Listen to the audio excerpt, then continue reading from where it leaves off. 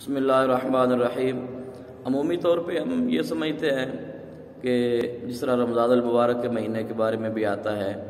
کہ رمضان المبارک کے مہینے جس نے صحیح طریقے کے ساتھ روزے رکھے تو اللہ رب العالمین اس کی زندگی کے تمام گناہوں کو معاف فرما دیتا ہے۔ حدیث پاک بھی ہے غفر لہ ما تقدم من ذنبہ، تو سارے گناہ معاف ہو جاتے ہیں۔ اسی طرح حج کے متعلق ہم نے سنا ہوا ہے اور حدیث پاک بھی ہے کہ جو بندہ حج کرتا ہے تو وہ ایسے ہے کہ جیسے وہ ابھی دنیا میں آیا ہے، یعنی کہ اس کے گناہ معاف ہو جاتے ہیں۔ اسی طرح عمرے کے متعلق ہے، اسی طرح نماز باجماعت کے ساتھ شامل ہونا اور پھر آمین کہنا امام کے ساتھ، اس کے بارے میں بھی روایت ہے۔ ایک جمعے سے دوسرے جمعے تک کی روایت ہے، ایک نماز سے دوسری نماز تک کی روایت ہے کہ گناہ معاف ہو جاتے ہیں، توبہ سے گناہ معاف ہو جاتے ہیں۔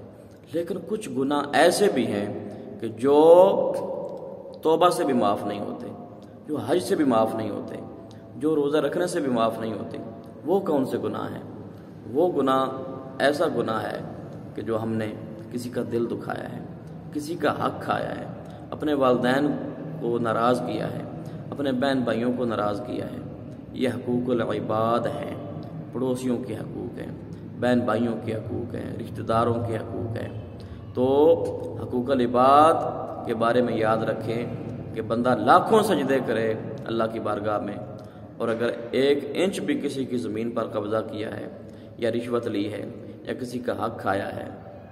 یا کسی کے ساتھ فراڈ کیا ہے، دھوکہ کیا ہے، تو یہ ایسے گناہ ہیں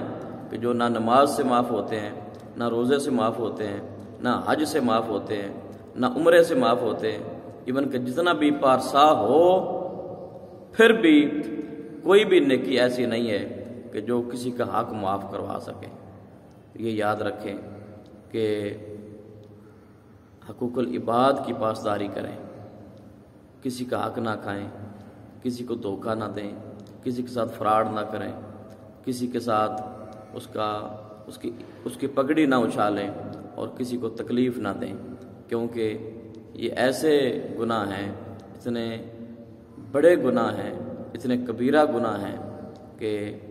اللہ رب العالمین نے اپنے حقوق کے متعلق تو ارشاد فرمایا ہے کہ ان اللہ لا یغفر ان یشرک بہ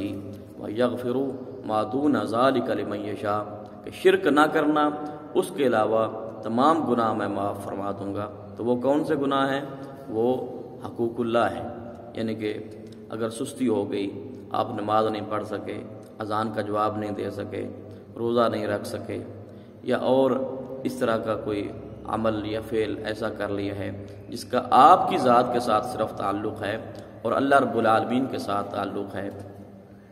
وہ گناہ تو معاف ہو جاتے ہیں اور اللہ معاف فرمانے والا ہے۔ لیکن کسی یتیم، کسی غریب، کسی بیوہ، والدین یا بہن بھائی یا کوئی بھی حقوق العباد میں سے کسی کا بھی حق اگر کھا لیے، کسی کے ساتھ بھی زیادتی کر لی ہے، تو وہ تب تک معاف نہیں ہوگا جب تک وہ بندہ خود معاف نہیں فرمائے گا۔ تو لہذا قیامت کے دن اسی لیے کہا گیا کہ جو مظلوم ہوگا وہ سخت ہوگا، جو مظلوم ہوگا اس کی بات سنی جائے گی، ظالم کی بات نہیں سنی جائے گی۔ ظالم کو سزا دی جائے گی،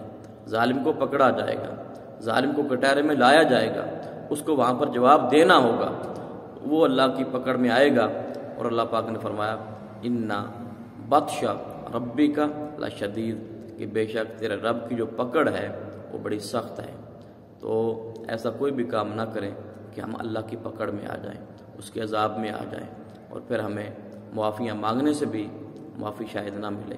اللہ پاک ہم سب کو اعمال صالحہ کی توفیق عطا فرمائے۔